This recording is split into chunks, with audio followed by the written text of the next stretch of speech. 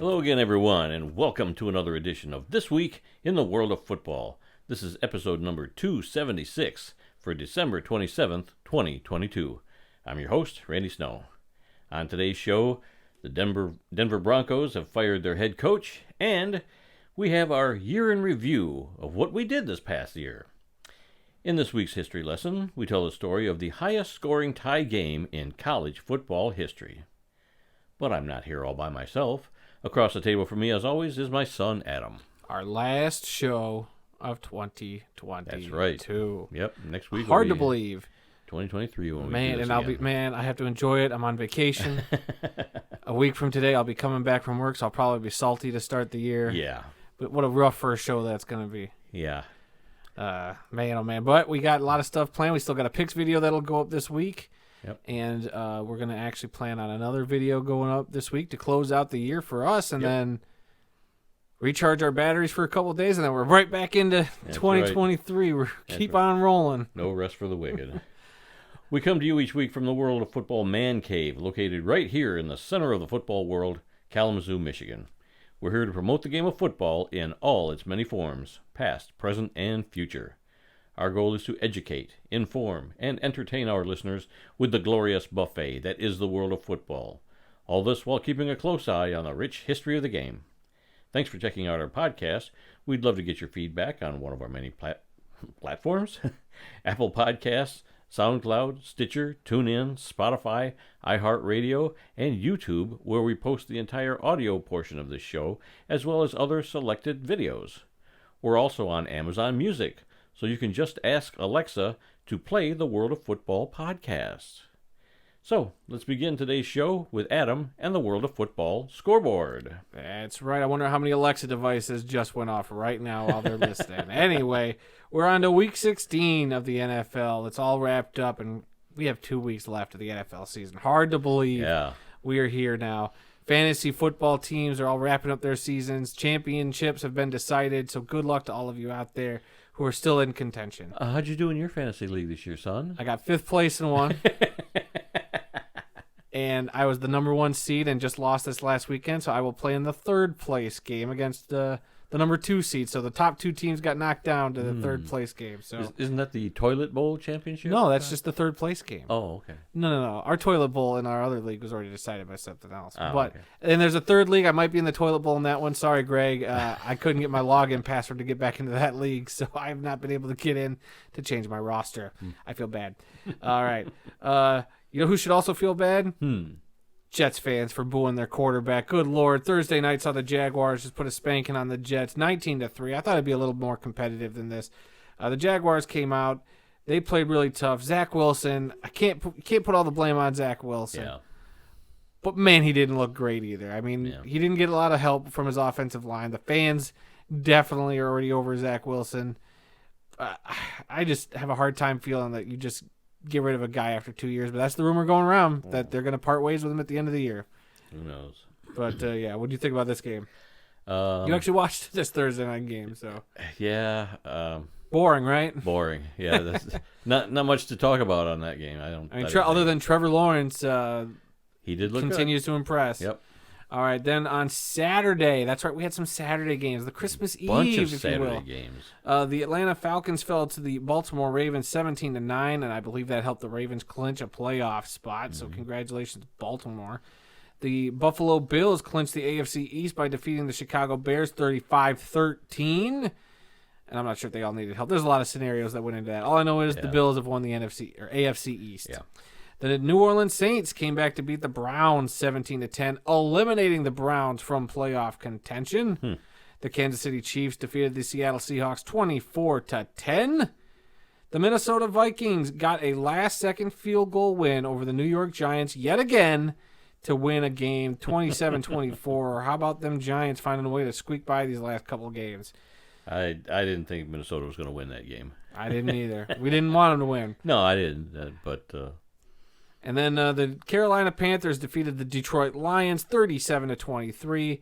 Tough pill to swallow for us Lions fans. Really? Yeah. Very tough game to watch, but we could not stop the run. They couldn't stop the run. They allowed 250 yards in the first half, something crazy like that. It was man, it was just every time the guy would run the ball, you'd be like, great, there's another 30-yard run. There's another 30-yard run. There's a 25-yard run. Our defense had been playing really well the last several games, but man, oh man, we just could not stop the run at all this. And I know this they week. came out and they complained about the field conditions, but come on, like you can't use that as an excuse. Yeah. Everybody had the other team played on that field too, and it was the coldest game, the coldest home game the Carolina Panthers have ever had at 20 degrees at kickoff. Yeah. So, hey, congratulations, Carolina. They're still in the mix for the NFC South title, that division down there.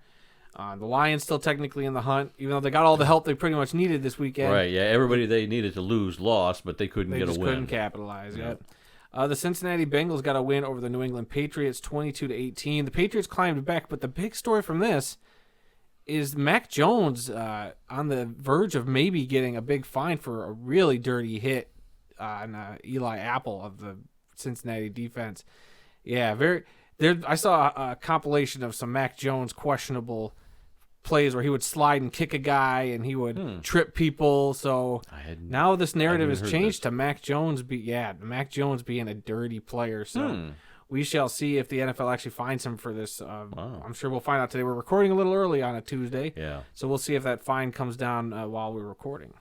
The Houston Texans got another win this year. They defeated the Tennessee Titans 19-14. Good for Houston. You called this one last week. I did call this one. And our picks video, if you watch, I was adamant that the Texans would get that win. And sure enough, they did. Yep. I told you the Titans were right there. Yep, you called it. I did. All right, I could keep that clip forever now.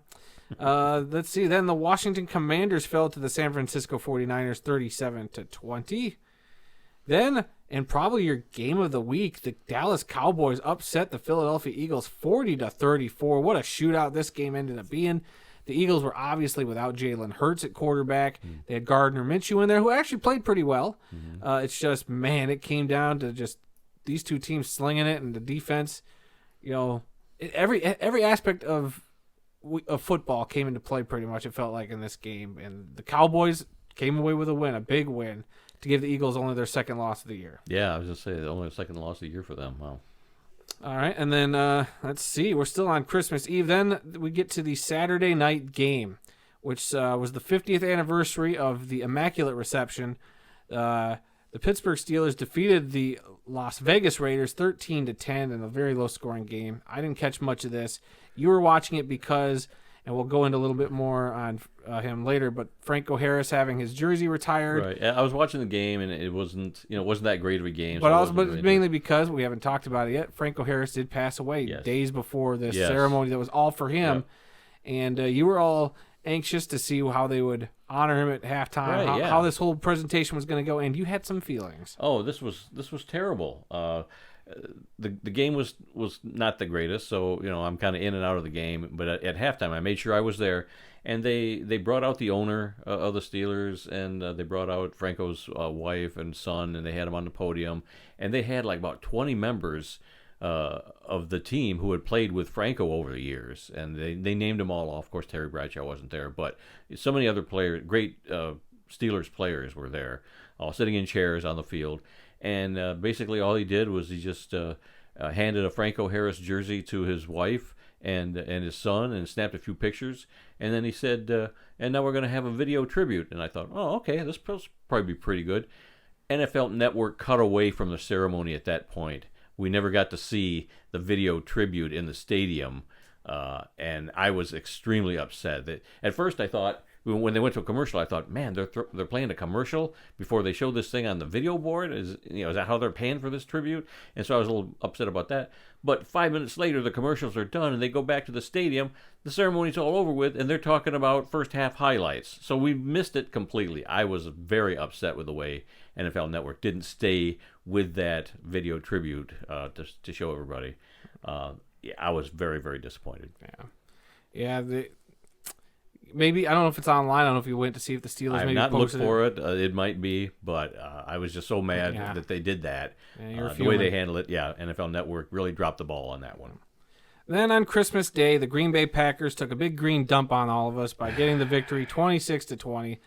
Boo. I'm very upset that the Packers won. Who'd they beat? They beat the Miami Dolphins 26-20. Miami had this game for a while. They were up to like 20-13. I was watching a little bit of it, and it was in the background when we were all doing family stuff. Yeah, and I kept smiling because I was looking at the game going, oh, yeah, Miami's going to win this game. They're ahead. What, Green Bay's caught up a little bit? Well, Miami's still ahead. And then next thing I know, the game's over, and they won by 6. And Tua back in concussion protocol again. There was a play. We were watching it live, and I said, oof, that looks like that could be a concussion-type play because Tua hit his head on the turf, but he kept playing. But apparently that was something that caused a concussion. That's something a lot of people are looking at. And now he's in concussion are the Dolphins protocol, going to be back in hot water? Because that was the first half, I want to say, that play happened, and they still let him play in that game. So I don't know. I feel bad. I think Tua was a decent quarterback, not great, but man, he's gotten better this year. Last year I didn't think much of him, but he's played a lot better this year, and I thought, well, maybe this guy's got some potential. But boy, oh boy, with these concussions, who knows it? I mean, it's scary. Yep. Speaking of scary, the Los Angeles Rams got a big win over the Denver Broncos, 51-14. Man, talk about a shootout. Baker Mayfield coming alive for the Rams. Yep. And you've sunk rock bottom, Denver, when Patrick Starr is on the Nickelodeon broadcast of your game, roasting quarterback Russell Wilson as he throws an interception. If you have not seen this clip, and there's also a great behind the scenes of the actual voice actor who does Patrick Starr. Really? Okay. Has like the avatar thing in front of his face, recording his facial movements, but it's linked up to the animation of Patrick Starr, and it's mimicking his facial expressions and his mouth movements, and the interception happens at the same time where he's doing this Patrick Starr bit, and it's pretty good. It was pretty gold. Because this game was shown on Nickelodeon. It was simulcast on CBS and then Nickelodeon. Because they do that slime time thing or whatever, which we watched it last year. It was kind of okay, but I'm over it now. I don't need to watch that anymore. No, but I think it's great for some kids. And then at the end, there was a great interview with one of the kid, not commentators, might have been a sideline reporter, giving Baker Mayfield the MVP trophy again. Right. So he's had a couple good weeks being on Nickelodeon games. Oh, yeah. Or at least Nickelodeon gave him the award a couple weeks ago for his big comeback win. So he's gotten a couple awards through the kids. So we have a whole generation who's going to be raised thinking that Baker Mayfield is the greatest quarterback of all time. It's very scary to think about, but hey, at the same time, good for Baker making, lemons when he's, lemonade when he's given lemons, because that's Matt Stafford's team right now, and Baker's just there to, get them to the end of the year, and man, what a situation that's going to be. And this win was so big and so devastating that it caused Denver to fire their head coach. Oh, yes. Nathaniel Hackett fired the day after Christmas. Yep. He had a 4-11 record this year. It was in his first year with the team. And I guess Jerry Roseberg is going to be taking over as the interim coach. Yeah, supposedly the guy who's taking over, was just brought in the middle of the season to be his clock management / analytical guy. Yeah, they said he was a special assistant, so I don't think. I think he was just like a consultant or something with the team, and now he's being thrown as an interim coach. But here's a list of the shortest tenures in NFL history for coaches, and we're going to start from the shortest, and we're going to work our way because. Not surprised that Nathaniel Hackett makes this list. So, do you know what the shortest tenure for an NFL head coach is, real quick? I'm sure the minute you say it, I'll know it. I'm talking about the length of time. For an actual head coach. For an actual head coach. Wasn't it 2 games? 1 day. And that was Bill Belichick when he got hired by the Jets and he quit and went to the Patriots. George Allen of the Rams coached 2 preseason games. And then Pete McCulley of the 49ers made it 9 games.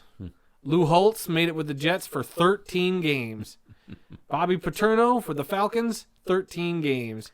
Urban Meyer just last year with the Jaguars, 13 games. And then Nathaniel Hackett now with the Broncos made it 15 games as one of the shortest tenures in head coaching history. Wow. So, yeah.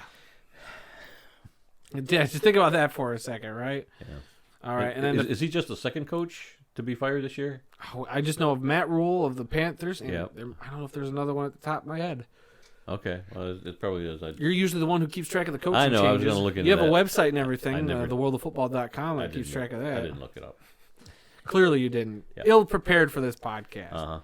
The Tampa Bay Buccaneers got a last-second field goal victory over the Cardinals, 19-16. That was an overtime, was it? I didn't catch that game. Yes, I think it was. All right, there you go. An overtime kick. Wasn't a last-second kick, so my bad for misphrasing.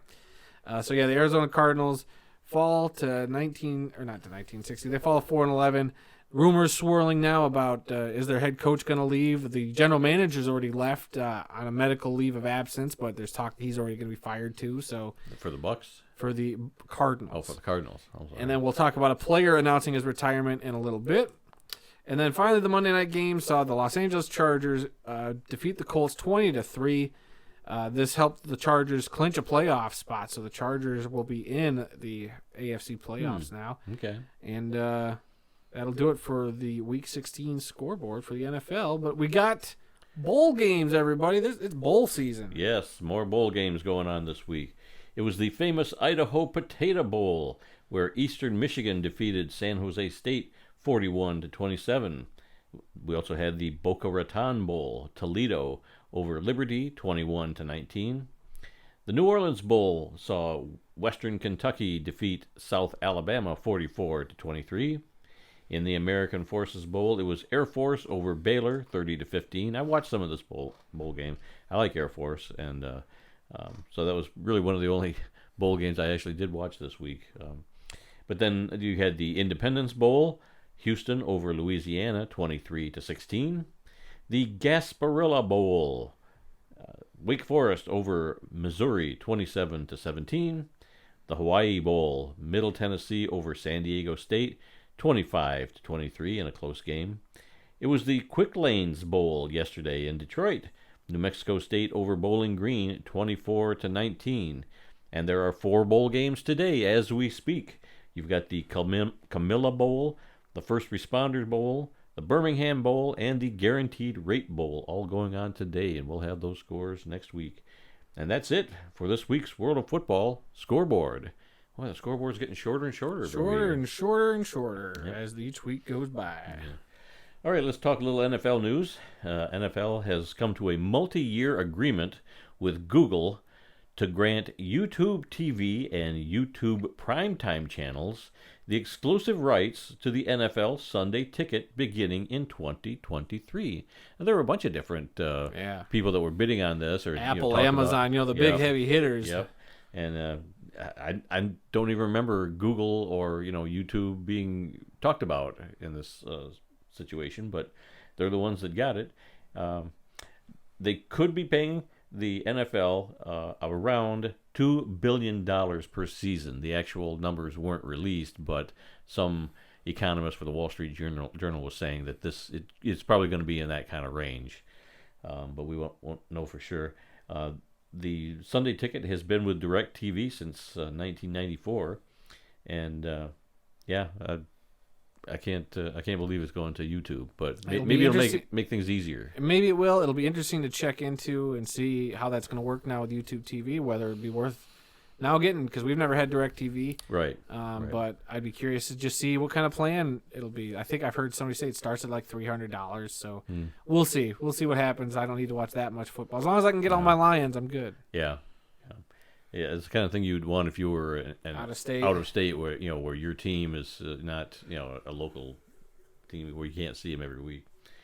Let's see. As we all know, Franco Harris passed away. We'll have his obituary in a bit. But I thought something that was ironic. I mean, not only was he going to be giving or having his jersey retired, they also had an episode of A Football Life that was going to debut on Friday before the game.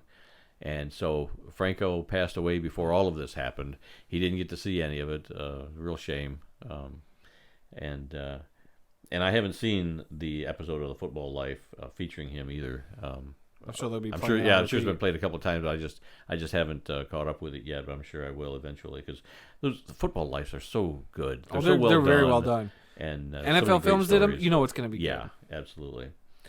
And then unless it's in-season Hard Knocks. Oh yeah. That's about the only thing they don't do good. Yeah. And then J.J. Watt just announced today that he's retiring after the season, after 12 years in the NFL. He's currently with the Arizona Cardinals, but he started out with the Houston Texans, I believe, in 2011. Yeah, he's been a heck of a player. Yeah. I mean, he's accumulated a lot of accolades. I'm trying to see if I can quickly pull up. Talk about being ill-prepared. Well, so he like put out a tweet about 3 hours ago now. Yeah, I saw that. Saying that it was his first NFL game for his daughter. There's a picture of him and his wife and his daughter. And then he mentions, just kind of in passing, it's his last home game. Yep. And so that's how he announced his retirement. I think it was a very sweet way. And then the Hall of Fame even posted a couple hours ago following his announcement that he will retire. He can become eligible for the Pro Football Hall of Fame in 2028. So that'll be fun to see. I'd never seen a picture of his wife before, but she is so tiny standing next to him. My gosh. Yeah, J.J. Watt, I'll always remember him as one of the toughest, scariest dudes on the defense, to play against. He's a 3-time Defensive Player of the Year. He's a Walter Payton Man of the Year award winner, 7-time Pro Bowler, 2-time sack leader. He made the NFL's 2010s All-Decade team. Clearly, he's going to be in the Hall of Fame someday. So, a heck of a career for a dude that I kind of wish would have ended up in Detroit. But you know what? It is what it is. A Texan and a Cardinal. Clearly, his Cardinals tenure not as flashy as his Texans tenure, but he was still a heck of a dude. I would not want to play against. Yeah. Yep. Okay, we got one item from the CFL. The 2023 Touchdown Atlantic game was announced. The Toronto Argonauts are going to be taking on the Saskatchewan Roughriders on July 29th at St. Mary's University in Halifax, Nova Scotia. It's a rematch of last year's Touchdown Atlantic game that was played on the campus of Acadia University in Wolfville, Nova Scotia.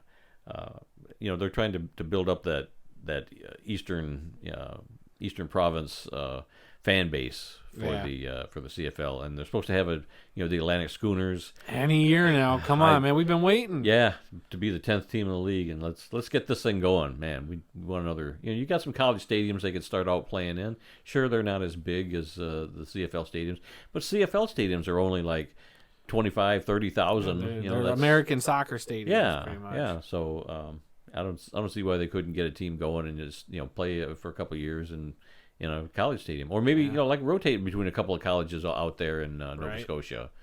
Who knows? I'm sure there's a lot of ways they could go. Who knows what kind of other red tape they got to deal with? So, because Canada, you're weird. I don't know how much of your weird goose money you need to.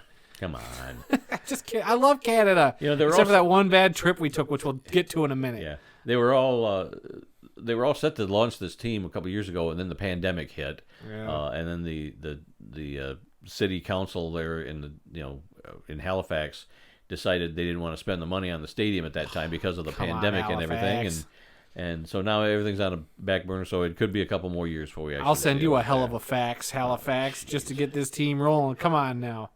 Come on, this ain't pun time. But it is fun to make puns. No, not in this case. Let's see. A little bit of news from the National Arena League. Oh, yeah. I don't know if you heard about this. What do you mean did I? I had to message you back. Did you hear about this? No. And you said, yes, you did. The Columbus Lions are leaving the National Arena League to join the American Indoor Football Alliance, the AIFA. The Lions have been around for 15 years in several different indoor leagues. Now, were they leaving on their own accord, or I'm pretty sure they were kicked out? Well, the league was the one that came out first to say that they were not going to be part of the league. I think it was kind of a mutual agreement. But I think because the National Arena League announced that they were going to start using the rebound nets, and so I think that might have scared off the Columbus Lions a little bit. Maybe their home arena can't handle that sort of thing. I don't know, but I think theory. 15 years of playing indoor football where you don't have the rebound nets, and now all of a sudden they want you to change that up. I think maybe that kind of scared them off a little bit, which is fine because they've been a good team for many years. Won some championships in different leagues, and we've been talking about them for 15 years. So good for them. We have? Yeah, well, I have. I mean, I've known about them for a long time, but interesting to see what's going to happen here. But the way the headline read, it said that they were joining the Regional Arena League, and I thought, I've never heard of the Regional Arena League. But then you actually dig into the article, and they're joining the AIFA, which they're calling a regional league because their opponents will be more in their region. But yet I looked at the website for the AIFA, and they've got a team in Las Vegas, they got a team in Dallas, And Columbus is not Columbus, Ohio. This is Columbus, Georgia. So I thought everybody was going to be up and down the East Coast, where they could take a bus to all these things. But you got to go from Georgia to Las Vegas for a game. That's not in your region, I don't think. So whatever. But I just thought that was fairly big news for fans of the Columbus Lions. So we'll see what happens this upcoming season. This week was the last episode of this season for Peyton's Places, Season 3, Episode 9 on ESPN+. This episode was called Football Under the Christmas Tree, and they were in Kansas City talking to Patrick Mahomes about Lamar Hunt inventing the phrase Super Bowl from the Super Bowl that he bought his kids for Christmas in the mid-'60s or whatever. They actually talked to Clark Hunt, his son, who said, "Yeah, Dad got us all of us these Super Balls for Christmas, and we played with them out on the sidewalk and bouncing these things. I had one of these when I was a kid. It was incredible. You slam that thing on the cement, and it would go as high as our 2-story house."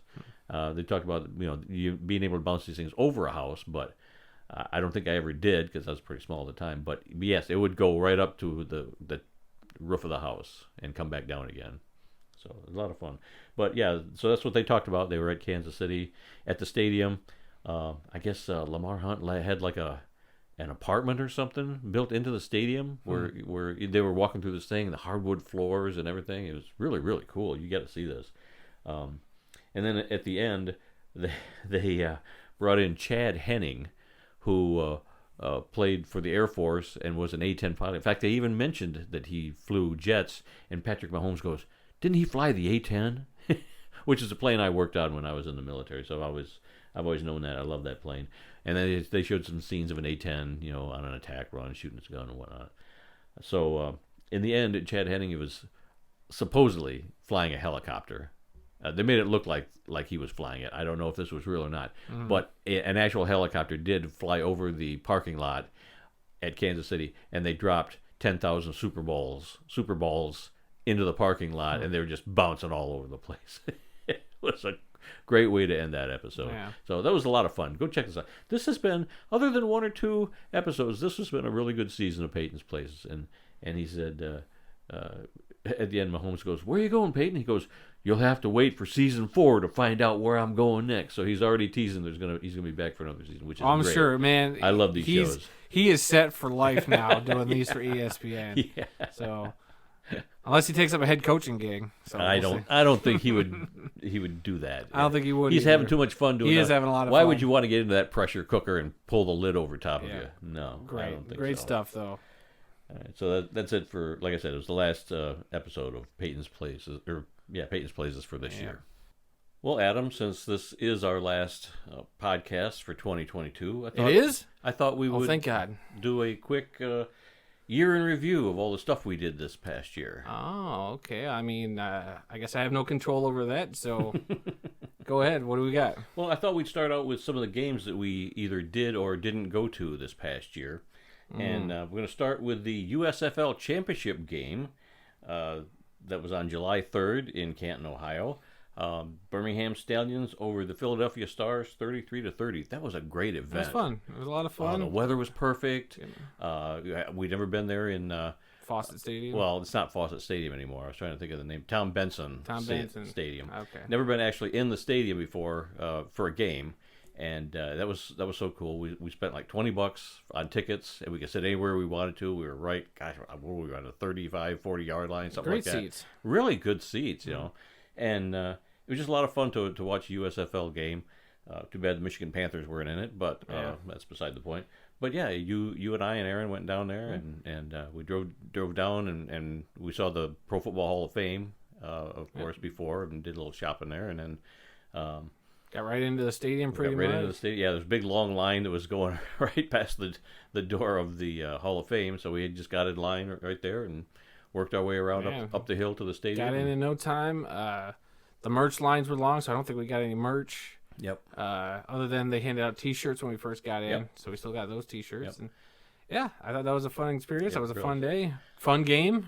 I'd do it again. Yeah. You know, if we can pay $20 again and sit anywhere we want, heck yeah. That was a fun time. Yep. So hopefully we'll do that again this year. Let's see. We also went to the Lions training camp on August 4th this year. That was a lot of fun. Same old, pretty much. But we got to see Hutchinson for the first time, and second year for Dan Campbell. I don't think we saw Sheila Ford Hamp at all. I thought I saw her, but from a distance, I couldn't tell if it was her. Hard or to tell. We're so far away from the action, Yeah. and a lot of the stuff's happening on the other practice field, so hard to tell. There's a lot of people there, more than just the players. They also had the Hard Knocks staff there. Right, yeah. So watching them go around. Seeing them everywhere was interesting, and yeah, other than me almost running into Jared Goff and Aiden Hutchinson, I mean, I don't think I saw any other big celebrities for the Lions, outside of that. Like, I literally almost ran right into them. Yeah, they were doing some autograph sessions for some fans afterwards, and we walked right past them. Yeah. But the weather was great this year. Great Normally, weather. it is so hot there when you go for a Lions training camp.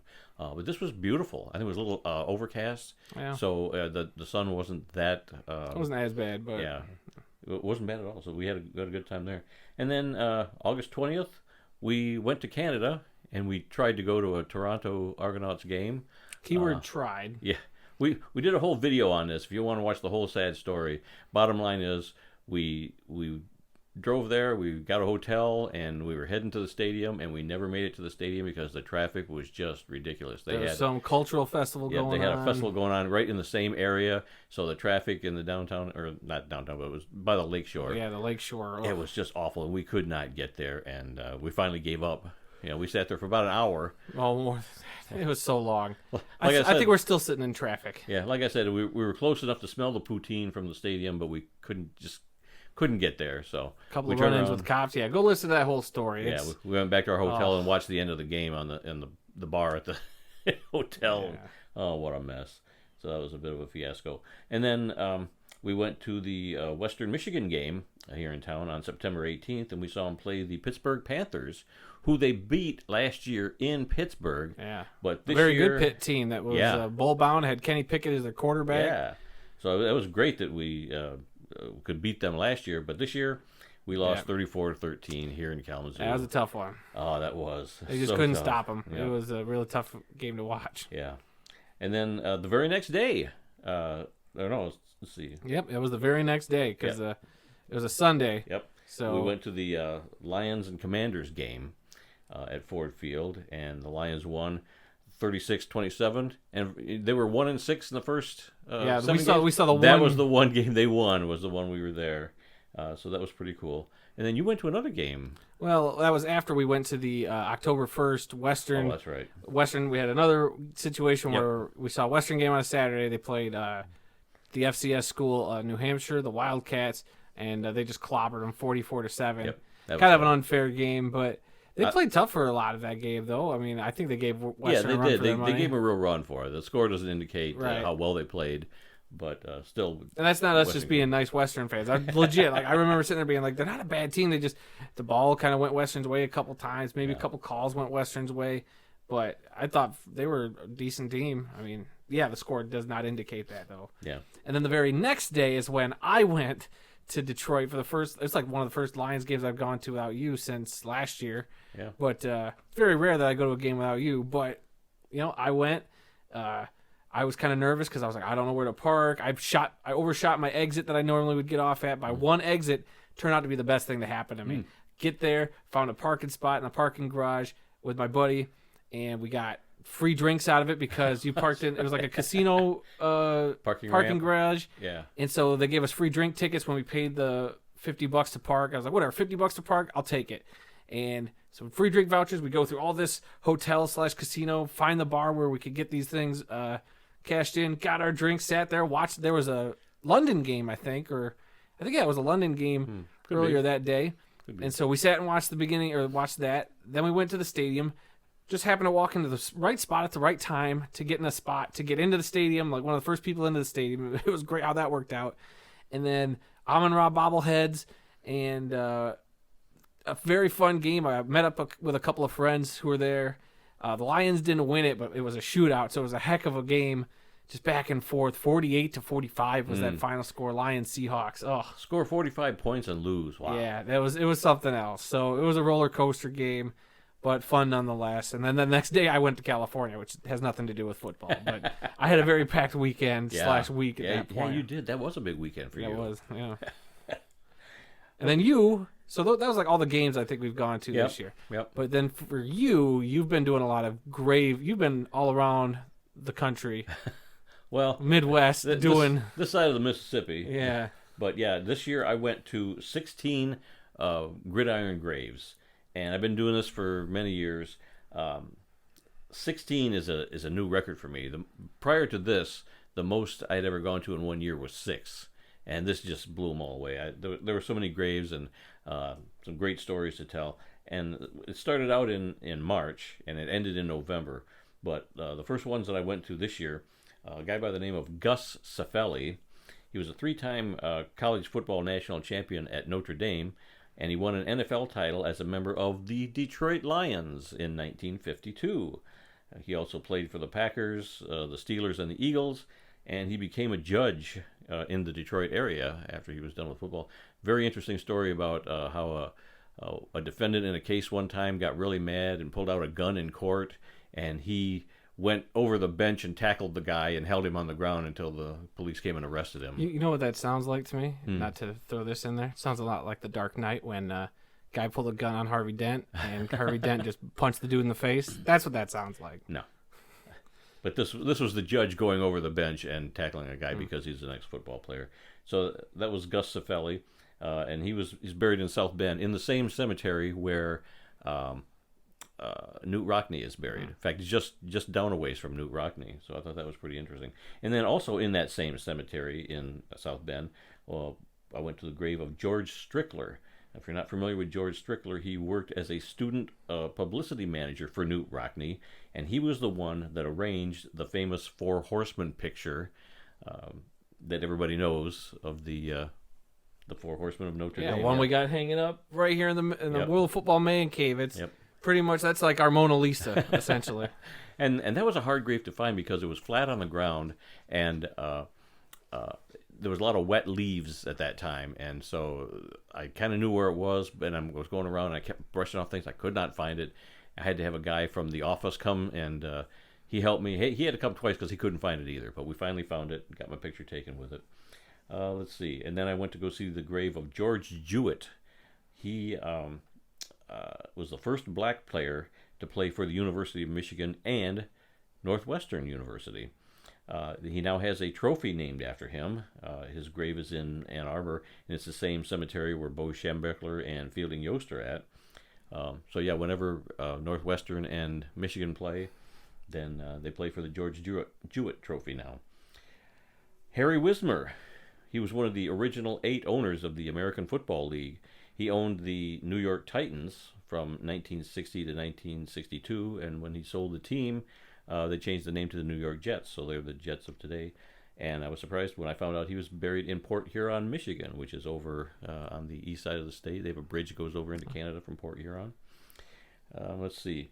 Neil Worthington Snow. No relation. No relation that I know of. Yeah. But he was the MVP of the 1902 Rose Bowl for the University of Michigan. I think they didn't give a MVP out at the time. Years later, they voted him in. But yeah, he was buried in Detroit, so I went to go find his grave. And then there was Willie Thrower, the first modern-day black quarterback in the NFL. He played for the Chicago Bears in a couple of games in 1953. He also led Michigan State University to a national championship in 1952. His grave is in New Kensington, Pennsylvania, which is a 6-hour drive from here. And Abram and I did it all in one day. 6 hours down, 6 hours back. Not only did we find his grave, but he also has a statue and a historical marker at the high school. So we got pictures of those too. And then there was George Halas. This is one of many graves that I went to in Chicago this year. Owner of the Chicago Bears, Niles, Illinois is where he's buried. He has a family museum, and it was thanks to Greg James. Mausoleum. Mausoleum. What did I say? You said museum. Museum. It's a mausoleum. Yeah, There's a big difference. Family mausoleum. Yep. Greg James, a fellow Pro Football Researchers Association friend of mine that lives over there. We got together on a couple of trips, and altogether we visited 6 graves over 2 visits. So George Halas was the first one, and then we went to another cemetery where we found Sid Luckman, the Bears quarterback from 1939 to 1950. He led the team to 4 NFL titles in 1940, 41, 43, and 46. He's buried in Skokie, Illinois, and in that same cemetery is Mario Mazzinelli, who played for the Chicago Cardinals. He was a part of the Bataan Death March in World War II. He's also buried in Skokie, Illinois. And then we went to find the grave on another visit of Brian Piccolo. You remember him from Brian's song. He was a roommate of Gale Sayers, played for the Chicago Bears from 65 to 69. Died of cancer at a young age. He was buried in Evergreen Park, Illinois. These are all suburbs of Chicago. There was Jay Berwanger, the first Heisman Trophy winner in 1935. He played at the University of Chicago. He was the first overall pick in the first NFL draft in 1936 by the Philadelphia Eagles, but his rights were acquired by George Halas, who wanted him to play for the Bears, and the two could never come to an agreement, so he never did play in the NFL. He was buried in Oak Brook, Illinois. And finally, on our Chicago trips, Charles and Violet Bidwell, owners of the Chicago Cardinals, they're both buried in a mausoleum in Hillside, Illinois. Charles owned the team from 1933 to 1947. He died just before they won their last NFL championship, which was kind of sad. But then Violet took over as owner of the team, and she owned the team from 1947 to 1962, turned the team over to a couple of her sons, and the Bidwell family still owns the Cardinals today out in Arizona. And then, of all the places I've been around Michigan and the Midwest and everything, come to find out, there was one right here in Kalamazoo I needed to go visit, and that was Mr. Sam Dunlap, also known as the Black Ghost. He was the first black football player at Western Michigan University. He played for him from 1915 to 1917. Then he spent a year or so in the Army over in France in World War I as a French interpreter. He returned to Western Michigan for his senior season in 1966. He's buried in a cemetery in Kalamazoo. You said 1966. You mean 1919? 1919. Wow, that's a big gap there, sir. 1919. He's buried in the same cemetery as your grandmother on your mother's side is buried, and right next to the hospital where you were born here in Kalamazoo. So I drive by that grave all the time. Never knew it was there until recently. So wait a minute, I'm about to have a moment of crisis here. I thought I was born in a hospital in Battle Creek. No. What the heck? You were born in Kalamazoo. All my life, I thought I was born in Battle Creek. What in the world's happening right now? Why do I have to find this out on a podcast? We were living in Battle Creek when you were born, but you were born in Kalamazoo. We drove to Kalamazoo for your birth. Wow, why did I just now find this out? 33 sticking years old, I'm just now finding this out. All right, let's finish this out. All right. Gus Doré, he played with Newt Rockne, and they practiced passing on the beach at Cedar Point, Ohio. He's buried in Southfield, Michigan, over by Detroit, and he famously helped lead the two of them, Newt Rockne and Gus Doré, led Notre Dame past Army in 1913, which was a huge defeat for Army and really set Notre Dame on its path to greatness over the years. And finally, just last month, I went to the grave of Gerald R. Ford, Jr. In Grand Rapids. You may think, what, the president? Yes. President Gerald Ford was a two-time college football national champion when he played center at Michigan, and those two championships were in 1932 and 1933. Of course, he's buried in Grand Rapids, Michigan, and he's buried on the property of the Gerald Ford Presidential Museum. He was president of the United States from 1964 to 1976. 74 to 76. What did I say? 64. That's a long 1974 to 1976. No president can have a 10-year. 2 years. Only president never to be elected vice president or president. So there you have it. A lot of things happened this past year. Like I said, a lot of grave visits. I've got more I want to look at next year. But it's been quite a year for us. Yeah. And that's just a quick rundown of some of the things that we did this past year, 2022, from the world of football. Yeah, we did quite a bit, and I'm sure we got more planned for next year. So, yeah. All right, what else we got going? Arena Football TV on YouTube is back. It's been a couple weeks, but they posted a new game from the 2001 season, the San Jose SaberCats at the Oklahoma Wranglers. A lot of familiar faces in the booth on this one. Jill Arrington on the sidelines, Eli Gold in the press box, and Future Grand Rapids Rampage head coach Bob Cortez was the head coach of the Oklahoma team. This game aired on the TNN network, which I guess is still around, but man, they were big into TNN was sports. great back in the day. A lot of sports on that channel. Well, they were just great with arena football. Yes. I like that Yes. package that they did. Yep. So, check it out. 2001, San Jose SaberCats, Oklahoma Wranglers. Wranglers had a great helmet, too. Yeah, Very simple. You like that simple helmet. It's like a brand. It was a W with a circle. Yeah. Okay, birthdays for today. December 27th, Carson Palmer turns 43 years old today. Played his college football at USC, won the Heisman Trophy in 2002. He was the first overall pick in the 2003 NFL Draft by the Cincinnati Bengals. And he played 14 NFL seasons. He was with the Bengals from 2003 to 2010, the Oakland Raiders 2011 and 2012, the Arizona Cardinals from 2013 to 2017. He was added to the Arizona Cardinals Ring of Honor in 2019. That surprises me a little bit, to be honest with you. That he was with the Cardinals, for that little stint there, and he still ended up in the Ring of Honor. I guess he did almost take him to a Super Bowl that one year, I think. So. Yeah. And then we have several anniversaries today. On this date in 1953, the Detroit Lions defeated the Cleveland Browns 17-16 for their second straight NFL title and third overall in franchise history.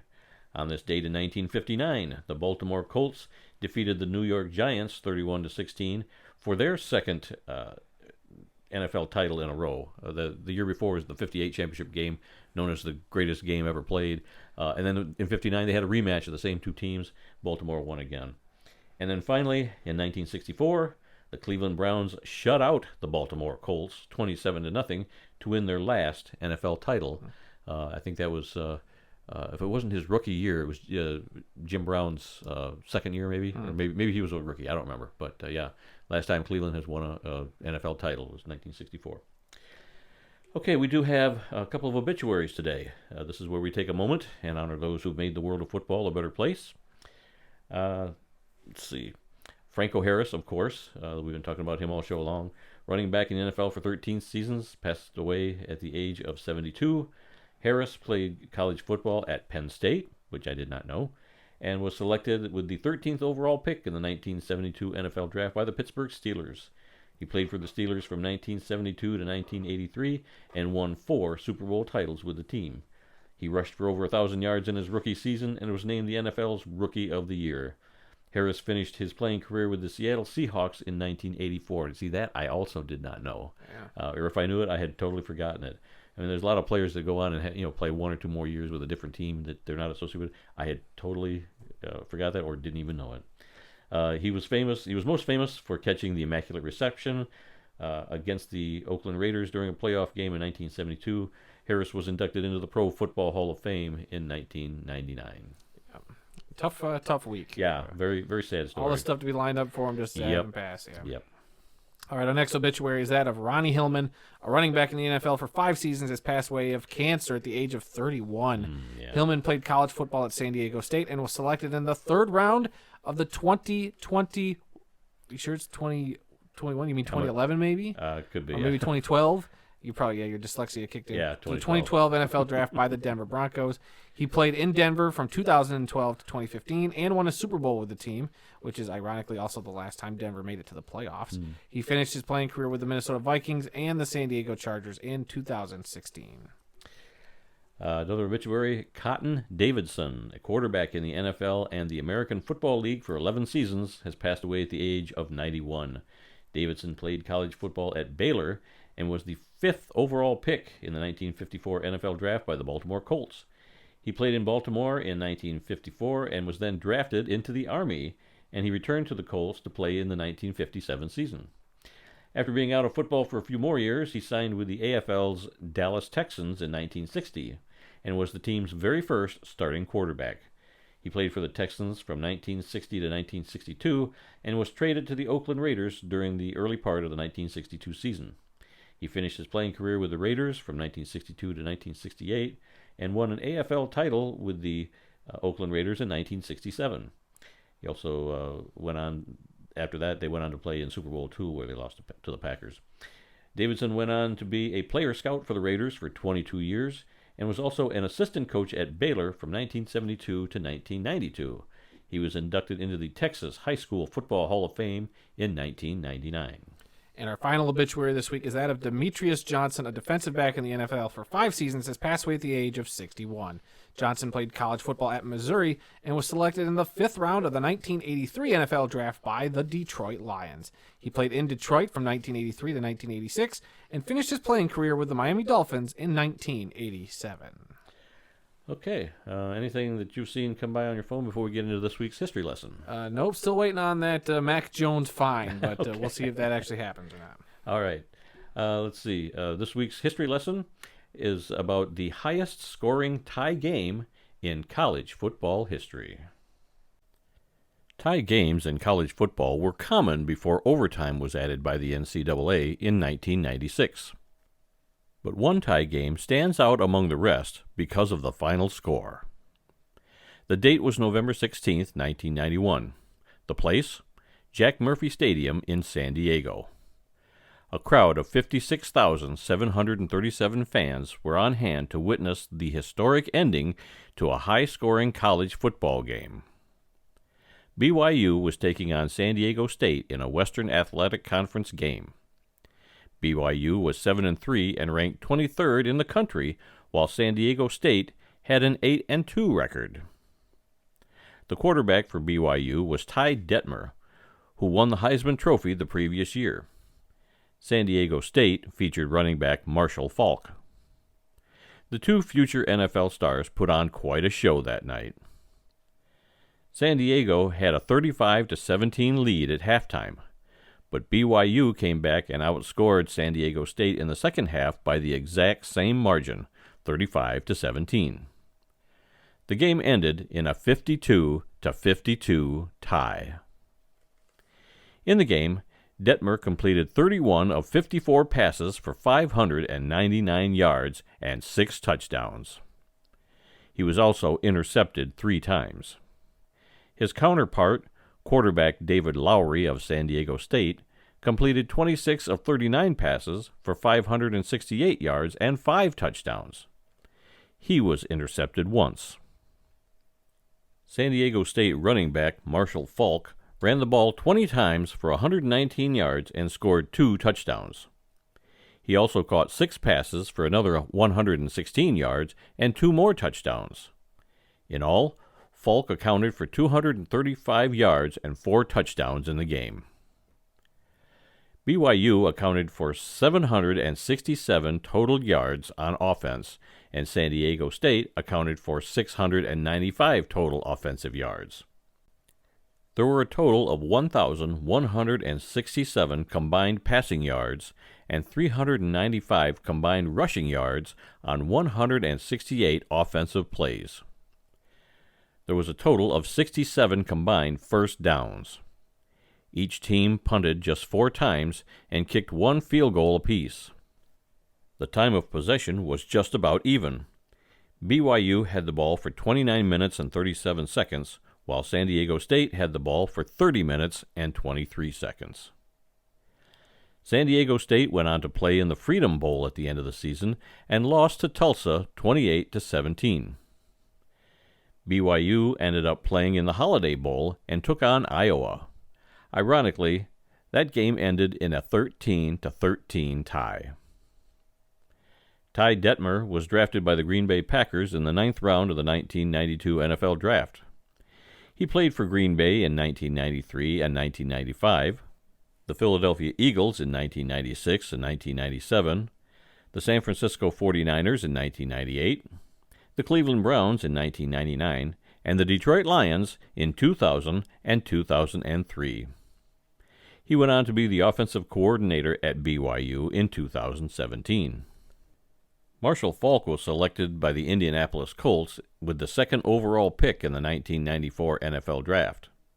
He played for the Colts from 1994 to 1998, and then played for the St. Louis Rams from 1999 to 2005. He won Super Bowl 34 in his first season with the Rams in 1999. He was inducted into the Pro Football Hall of Fame in 2011. Today, the names of Marshall Faulk and Ty Detmer are well known to college and pro football fans. but few remember the night when they went toe-to-toe in a game that ended with the final score of 52-52, the highest-scoring tie game in college football history. There you go. Bringing up something I never would have thought about. The highest scoring tied game in college football. Yeah, Interesting. well, Interesting. they don't have tie games anymore, so Right. that'll probably stand forever. Now, if only the NFL could do away with ties. Yeah, who knows? All right, moving on to our upcoming events calendar. This coming Saturday, December 31st, a pair of college football semifinal games. The Chick-fil-A Peach Bowl, featuring number 1 Georgia and number 4 Ohio State, and the Fiesta Bowl, featuring number 2 Michigan and number 3 TCU. On Sunday, January 8th, the NFL regular season comes to an end. Also that day, the FCS championship game is going to be played in Frisco, Texas, between North Dakota State and South Dakota State. And then Monday, I guess it'll be Monday night, January 9th, the College Football National Championship game at SoFi Stadium in Los Angeles. Sunday, February 5th, the Pro Bowl flag football game in Las Vegas. Oh, boy, mark your calendar for that. Yippee. And Sunday, February 12th, Super Bowl 57 in Glendale, Arizona. It's almost, we're so close. Yeah. It's almost upon us. Yeah. We're going to be taking some time off in March again this year? I have no idea. Probably not. I don't know. We'll see. We'll see what's We'll have to play it by going ear. on. We just got lucky for that few-week stretch, but Yeah, we'll see. It was nice having a break. it was. Maybe we need to record a bunch of stuff ahead of time and then put it out, So We'll figure something We'll out. figure it out. All right. So, nothing else? Nothing else. All right.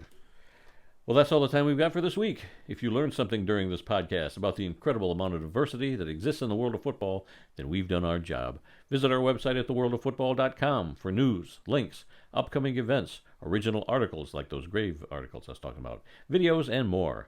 Our email address is info@theworldoffootball.com. You can like The World of Football on Facebook at TWOF Kalamazoo.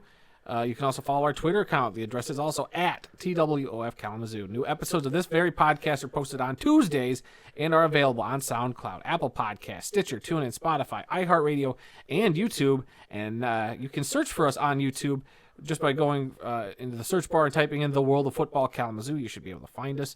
Or you can use the handle youtube.com/@ the @ symbol, The World of Football. A very simple, easy way to do that. Just bookmark it, people. Just bookmark it. And we are also on Amazon Music now, so you can simply just ask Alexa to play the World of Football podcast, and then sit back and relax and enjoy usually an hour of me and Randy going back and forth. The latest episode. The latest episode. Feel free to subscribe, rate, review, give us a like, leave us a comment, let us know what you think, and please come be a part of the football conversation on any of those platforms.